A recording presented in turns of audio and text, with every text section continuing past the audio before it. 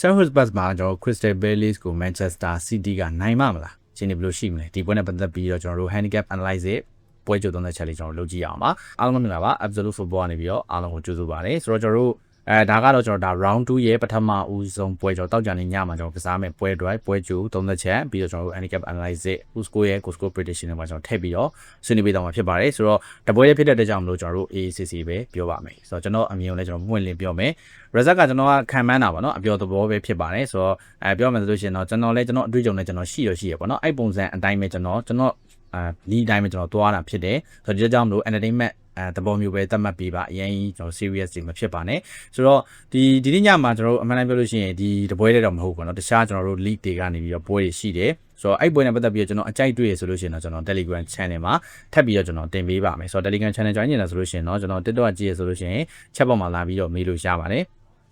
ဒီ YouTube အကြည့်ရဆိုလို့ရှိရင် comment မှာလာပြီးတော့မေးလို့ရပါတယ်ကျွန်တော်Telegram link လေးချပေးလို့ရပါတယ်ဆိုတော့တင်တဲ့ပုံစံလည်းကျွန်တော် YouTube မှာရင်တင်တယ်ပြီးတော့မှကျွန်တော်Telegram မှာတင်တယ်ပြီးတော့ကျွန်တော်တို့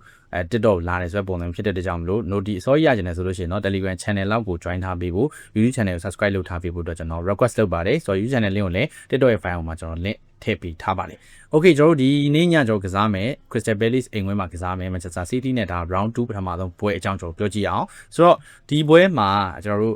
့ဒီပေါ့နော်ဒီ Crystal Palace အနေနဲ့အိမ်ဝင်းစပြီးသူကစားရမယ်ပထမကျွန်တော်တို့ဒီ round 1မှာသူ Everton အိမ်ဝင်းသွားကစားတယ် 2-0 နဲ့သူတို့ရှုံးလာတယ် City ကတော့သူတို့အိမ်ဝင်းမှာပုံမောက်ကိုကျွန်တော်တို့ 2-1 နဲ့နိုင်ထားတယ်နောက်ကျဂိုးတွေနဲ့သူအသေးအတန်ကိုကျွန်တော်တို့ကစားခဲ့ရတဲ့အနေအထားတစ်ခုပေါ့လေဆိုတော့ Palace ဘက်ကိုကြည့်မယ်ဆိုရင်ဒါ Palace ရဲ့ကျွန်တော်ဒါအိမ်ဝင်းပထမဦးဆုံးဖွင့်ပွဲအနေနဲ့ကစားရမယ်ပုံစံမျိုးကျွန်တော်ဖြစ်တယ်ဆိုတော့ဖွင့်ပွဲကလည်းသူတို့ရှေ့မှာအဝေးကွင်းနဲ့ကစားပြီးဒါပေမဲ့အိမ်ဝင်းပထမဦးဆုံးပွဲဒီရာသီရဲ့အိမ်ဝင်းပထမဦးဆုံးပွဲကို City ကိုကျွန်တော်လက်ခံကစားရမယ်အနေအထားတစ်ခုမှာကျွန်တော်ရှိတယ်ပေါ့နော် Palace ဘက်မှာတော့ကျွန်တော်တို့ပြည်သက်တွေအနေနဲ့ဆိုလို့ရှိရင်လည်းတော်တော်များများတည်ပြီးသားဖြစ်လိမ့်မယ်သူတို့ရဲ့ကျွန်တော်အဓိကကစားသမားအများစုကိုသူတို့လက်လွတ်ထားတဲ့အခြေအနေမျိုးကျွန်တော်ဖြစ်တယ်ပေါ့နော်ဆိုတော့ဒီ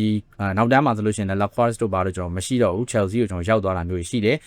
Wharton တို့ဘာတို့ကလည်းကျွန်တော်တို့ဒီတခြားအသင်းတွေနဲ့သတင်းထွက်နေရမျိုးတွေကျွန်တော်ရှိတယ်ပေါ့နော်တိုက်စစ်ပိုင်းမှာလည်းအပြောင်းလဲတွေကျွန်တော်တို့အများကြီးဖြစ်တာတယ်ပြီးခဲ့တဲ့ဒီຫນွေကလေးကဆိုလို့ရှိရင် Appreciate Aze တို့ဘာတို့ကျွန်တော်ထွက်သွားတာမျိုးတွေရှိတယ်လက်ရှိကျွန်တော်မာတီတာနဲ့ကလည်းအသင်းနဲ့ပြဿနာတက်နေတဲ့အနေအထားမျိုးဆိုတော့တိုက်စစ်မှာဒီမာတီတာကျွန်တော်ဒီပွဲမှာဘာချင်မှလည်းပါမယ်ပါဖို့အနေထားကလည်းအနေငယ်ပဲကျွန်တော်ရှိတယ်ပေါ့နော်ဆိုတော့ဒီကြောင့်မလို့ Crystal Palace ကဒီတိုင်းကြည့်လိုက်တာနဲ့တော့ကျွန်တော်တို့ဒါအားနေတယ်ဆိုတာတိတိတသားကျွန်တော်ဖြစ်တယ်ဆိုတဲ့အနေအထားမျိုးမှာကျွန်တော်ရှိပါတယ်။တော့တစ်ဖက်က Manchester City အနေနဲ့ဆိုလို့ရှိရင်လည်း City ကျွန်တော်သတိထားရမှာဒီ City က City ဖြစ်နေသေးပဲလူစီရင်အရာ City ကျွန်တော်ဖြစ်နေသေးပဲပေါ့နော်။ဒါပေမဲ့ City မှာကျွန်တော်တို့ပြောမယ်ဆိုလို့ရှိရင် error လေးတွေကျွန်တော်တို့ရှိနေတော့မယ်ပဲ။သူတို့ဘုံမောက်ကိုအိမ်ဝင်းမှာလက်ခံကစားတဲ့အနေအထားမှာဘုံမောက်ကောင်းတာလည်းပါတော့ပါတယ်။ဒါပေမဲ့ဘုံမောက်ကစားတာအဲ့လောက်ကြီးကျွန်တော်တို့ Iraola လက်အောက်ကလို့အရင်ကောင်းနေတဲ့အနေအထားတစ်ခုတော့ကျွန်တော်တို့ဟုတ်မနေသေးဘူး။အဲ့ဒါကြောင့်မို့ individual performance တွေနဲ့လောက်ပဲဒီကောင်တွေကိုရပြီးတော့ CD ကိုကျွန်တော်တပွဲလုံးဒုက္ခပေးနိုင်ခဲ့တာဆိုတော့ဒီကြောင့်ဒီအချက်ကိုကျွန်တော်တို့ကမေ့ထားလို့မရဘူးဆိုတော့ဒါတော့မှဒါ CD အိမ်ဝင်းမှာအဲ့လိုမျိုးကျွန်တော် 1C နဲ့ဥဆောင်ထားတဲ့နောက်ကျဂိုးတွေနဲ့ချာကီရဲ့ကျွန်တော်တို့ဒီ magical moment တွေကြောင့်ကနေပြီးတော့ကျွန်တော်တို့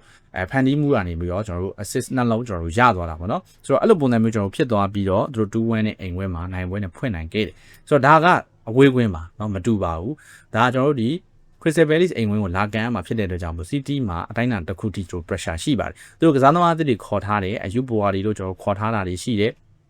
Enzo Fernandez တို့ကျွန်တော်ခေါ်ဖို့တွေရှိတယ်အဲ့ဒီနေ့လာမယ်เนาะကျွန်တော်နောက်ပိုင်းကြာလို့ရှိရင်ထပ်ပြီးကျွန်တော်တင်ပေးပါမယ်ဆိုတော့ဝီရက်တည်းကျွန်တော်ပွဲတွေရှိနေတာဆိုတော့ပွဲတွေကြောင်းပဲကျွန်တော်တို့အရင်ပြောအောင်ပါဗျာထားပါတော့ကျွန်တော်တို့ကွင်းလယ်မှာဗျာဒီ Elliot Anderson လောက်ပဲကျွန်တော်ရှိသေးတယ်ဆိုတော့ကစားသမားအသစ်တွေကမ join နိုင်သေးဘူးညီကိုကစားလက်တို့လည်းကျွန်တော်မရှိတော့ဘူးဆိုတဲ့အနေအထားတစ်ခုကျွန်တော်ဖြစ်လာတယ်ဆိုတော့ကွင်းလယ်ပိုင်းမှာဒီ O'Reilly တို့ဘာလို့နဲ့ထွက်လာမလားဒါမှမဟုတ် Gehi ကိုပြီးခဲ့တဲ့ပွဲကလူတက်ဆော့ခိုင်းတာမျိုးတွေကျွန်တော်မြင်ရမလားဒါတွေကိုကျွန်တော်တို့ကစောင့်ကြည့်ရဖို့ရှိတယ်ဆိုတော့ဒီကြောင့်လို့ဒီကွင်းလယ်ပိုင်းမှာတို့ set တယ်မကြသေးဘူး defensive ပိုင်းမှာလည်းကွင်းလယ်အားရော့တာနဲ့အတူ defensive ပိုင်းမှာလည်းအားရော့မှုတွေကျွန်တော်ရှိတယ်ပေါ့နော်ဆိုတော့ဒီတိုက်စစ်ပိုင်းမှာဆိုလို့ရှိရင်လည်းဒီဆမညိုတို့ကျွန်တော်တို့ပုံမှန်ခြေစွမ်းမရသေးတာဖိုဒန်တိုင်ပတ်နေတာဒါမျိုးတွေကျွန်တော်ဖြစ်နေတော့မယ်ဆိုတော့ချာကီစီရမှာဘောလုံးမထွက်ဘူးဆိုလို့ရှိရင်ဟာလန်လည်းဘာမှမလုပ်နိုင်နဲ့အနေထားတစ်ခုမှကျွန်တော်ရှိနေပါတယ်ဟာလန်ကစပိန်ညှက်ပြီးတဲ့ကိုမသွင်းနိုင်သေးဘူးဆိုတဲ့ပုံစံမျိုးကျွန်တော်ဖြစ်နေတာပါเนาะဆိုတော့ဒီလိုကြောင့်မလို့ဒီပွဲကကျွန်တော်တို့အလွယ်တကူပုံမှန်တိုင်းပဲပြီးခဲ့တဲ့ရာသီတွေဒုံးလာဆိုလို့ရှိရင်လည်း Crystal Palace အိမ်ဝင်းမကလို့เนาะ City အိမ်ဝင်းမှာဖြစ်ဖြစ် Palace ကို City ဒီဂိုးပြတ်ဖုံးနေကြအနေထားမျိုးဒီအချိန်တွေကမတူပါဘူးเนาะလက်ရှိအနေထားဒီကျွန်တော်တို့ဒါ City ကအင်အားဟိုပြောရမယ်ဆိုလို့ရှိရင်အင်အားအရာကျွန်တော်တို့အဆင်ပြေတယ်ဆိုပေမဲ့လေပ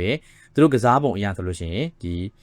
အသင်းတစ်သင်းကိုနိုင်ဖို့အတွက်တော့ပြောရမယ်ဆိုလို့ရှိရင်တော့အတိုင်းအတာတစ်ခုတည်းသူတို့ရုန်းကန်နေရစေဆိုတဲ့အရာကိုကျွန်တော်တို့ပြီးခဲ့တဲ့ဘုံမောက်တဲ့ပွဲမှာအရှင်းသားမြင်ခဲ့ရပြီးပါပြီဆိုတော့ Enzo Maresca လက်အောက်မှာသူ့ရဲ့နေစနစ်တွေကိုအသားကျဖို့အတွက်ကွင်းလင်အသစ်တွေတော့အစားထိုးတာဖြစ်တဲ့ကြောင့်မလို့ဒီအသစ်အသားကျဖို့အတွက်ကအချိန်တစ်ခုပေးရအောင်ပါဆိုတော့ဒီတဲ့ကြောင့်မလို့ Crystal Palace အိမ်ဝင် Crystal Palace တော့တက်ပြတ်နေတဲ့အနေအထားတစ်ခုဖြစ်ပေမဲ့လည်းပဲသူ့အိမ်ဝင်ဖြစ်တယ်လက်ရှိအနေအထားမှာကျွန်တော်တို့ပြောရမယ်ဆိုလှုပ်ရှားလို့ရတယ်ကစားသမားတွေအများကြီးရှိနေတော့မယ်ဝါတန်တို့ရှိတယ်ခမာနာတို့ရှိတယ်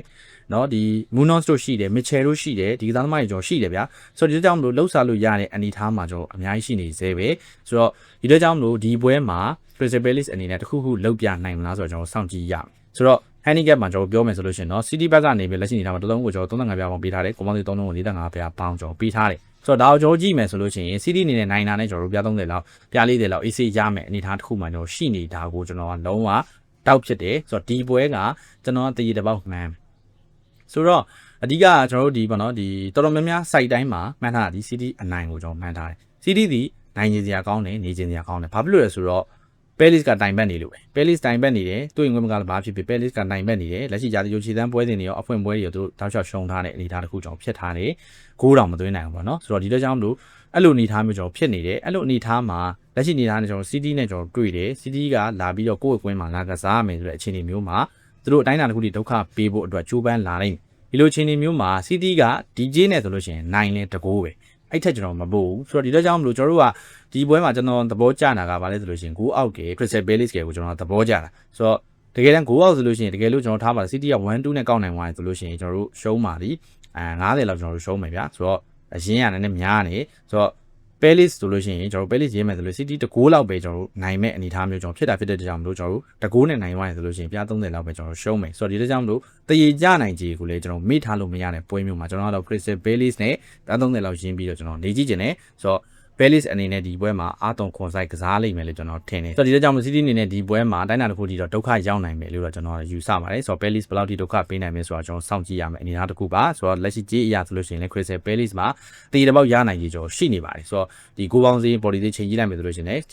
ဒီပေါ့နော်ဒီ Crystal Palace ဘက်က9ရနိုင်ကြီးကျွန်တော်ရှိနေတာဖြစ်တဲ့အတွက်ကြောင့်မလို့ BTTS yes ကလည်းတော်တော်လေးကောင်းနေဒါပေမဲ့2-1တက်ဖို့အတွက်ကိုကျွန်တော်မျှော်လင့်ရမယ်အနေအထားမှာရှိတယ်ဆိုတော့2-1တက်ဖို့အတွက်ကိုလည်းကျွန်တော်တို့လက်ရှိနေတာမှာ3.50တိပေးတာဖြစ်တဲ့ကြောင့်2-1တက်ဖို့လည်းခက်နိုင်တယ်ဆိုတော့ဒီလက်ကြောင့်လို့ဒီပွဲက Manchester City ဘက်မှာပဲထိုးသားကညားမှာဘာလို့ဆိုရင် Palace ကိုအမြဲတမ်းနိုင်နေကြဖြစ်တယ် Palace ဒီအင်အားတော်တော်လေးနည်းနေတယ်ဒီချက်တွေကြောင့်ကျွန်တော်တို့အကုန်လုံး Manchester City ဘက်ကိုပဲကျွန်တော်ရောက်သွားမယ်အနေအထားတစ်ခုမှရှိတယ်ဆိုတော့ဒီတော့ကြောင့်မလို့ City ဘက်မှာထိုးသားပြုံမဲ့အနေအထားမျိုးဖြစ်တာဖြစ်တဲ့အတွက်ကြောင့်မလို့ထိုးသားအထင်မကြီးတဲ့ကျွန်တော်တို့ Crystal Palace ဘက်မှာနေတာကပို့ပြီးတော့ကောင်းလိမ့်မယ်လို့ထင်တယ်ရှုံးလေ35ပြား40တလောက်ပဲပေါ့နော်ဆိုတော့ဒီတော့ကြောင့်မို့ကျွန်တော်ဒီညတော့ Crystal Palace ကြိုက်ပါတယ် full score ကတော့ဒီပွဲကို 1-3 နဲ့ Manchester City နိုင်မယ်ဂိုးများမယ်ဆိုပြီးတော့ခံမှန်းထားပါတယ်ကျွန်တော်9အောက်တော့ကျွန်တော်မကြိုက်ပါဘူးကျွန်တော် Crystal Palace ပဲကျွန်တော်ကြိုက်ပါတယ်တရေတစ်ပေါက်ကျွန်တော်ကြည့်ပါမယ်ရှုံးလှကျွန်တော်တို့